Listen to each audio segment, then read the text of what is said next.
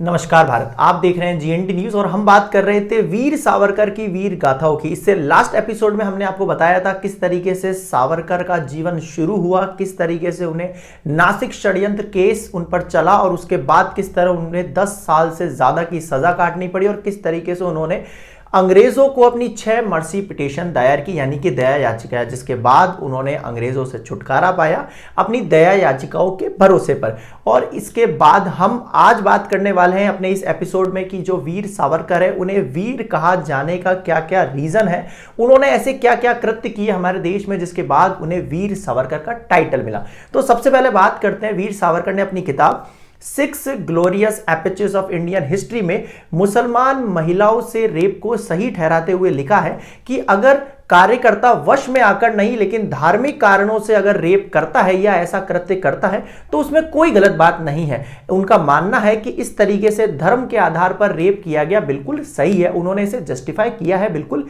सही ठहराया है वीर सावरकर ने अपनी किताब में। अब आप जरा सोचिए, अगर इस तरीके से एक धर्म का व्यक्ति जो है दूसरे धर्म के व्यक्ति से इस तरीके से रेप केसेस होने लगेंगे, रेप होने लगेगा, प्रताड़ना होने लगेगी, तो इस तरीके से हर दूसरे धर्म की महिला जो है वो किसी अन्य धर्म से अपने आप को असुरक्षित महसूस करने लगेगी। और इस तरीके से देश के अंदर अगर वही थिंकिंग रही तो आज देश के अंदर धीरे धीरे हर धर्म जो है आपस में विद्वेष की भावना भड़कने लगेगी। तो ये था कहना वीर सावरकर का। तो अगर आप इस उनकी किताब के अगर इस कृत्य पे, उनकी सोच पे अगर आप उन्हें वीर सावरकर कहते हो तो वीर सावरकर से बड़े वीर आप हो। दोस्तों यहां पे अब एक और इंटरेस्टिंग फैक्ट निकल के आता है कि ये जो वीर सावरकर का टाइटल नेम है जो हम किताबों पर बड़े ही गर्व से पढ़ते हैं, ये किसी अंग्रेज या किसी भारतीय ने उन्हें नहीं दिया था। यह उनकी ऑटोबायोग्राफी, उनकी जीवनी लाइफ ऑफ बैरिस्टर सावरकर जो कि 1926 में पब्लिश हुई थी, इसमें सबसे पहले यह टाइटल नेम लिया गया था वीर सावरकर। अब जब इसके 2 दशक बाद इस किताब के जो लेखक है रविंद्र रामदास जी, उन्होंने जब इस किताब का दूसरा भाग पब्लिश किया 1987 में, तो यह खुलासा किया कि यह जो किताब है इस किताब के लेखक जो है स्वयं सावरकर जी हैं। अरे वाह, मतलब कि खुद की ही किताब लिखी और खुद ही उसको पब्लिश कराया और खुद की ही किताब में खुद के नाम के आगे वीर लगा दिया।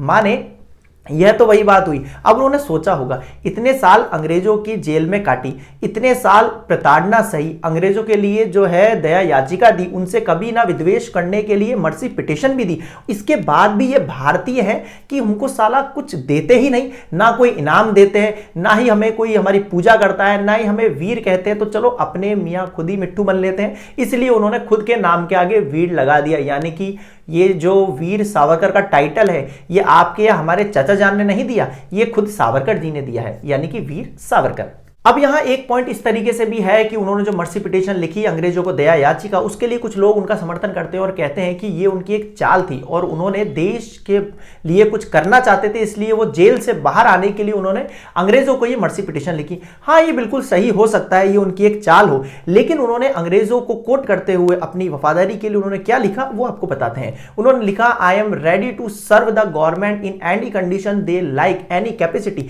यानी कि जिस भी कंडीशन में आप चाहो हम आपकी वफादारी के लिए तैयार हैं। ये हम नहीं कह रहे, यह वीर सावरकर ने अंग्रेजों से कहा था। यहां एक और पॉइंट है दोस्तों कि जो सावरकर है, जिसे हम वीर सावरकर, वीर आरएसएस वादी और वीर राष्ट्रभक्त, देशभक्त और राम भक्त कहते हैं, वो खुद जो है वो गोश्त खाते थे, यानी कि मीट खाते थे। कैसे?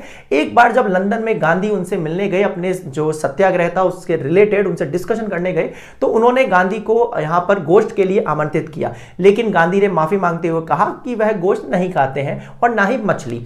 तो उस वक्त जो है सावरकर ने उनका मजाक उड़ाया गांधी का और कहा कि वो किस तरीके से बिना मछली खाए, बिना गोश्त खाए अंग्रेजों का सामना करेंगे, उनसे लड़ेंगे।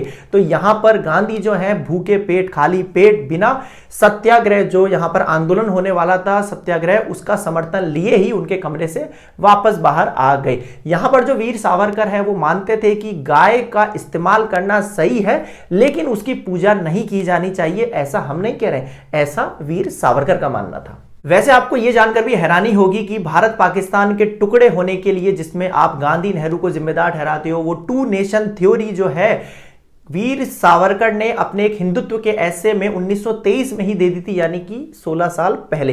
वैसे यह भी एक सत्य है कि 1946 में जब पाकिस्तान का निर्माण हो रहा तो वो वीर सावरकर इसके खिलाफ थे, यह भी एक सत्य है।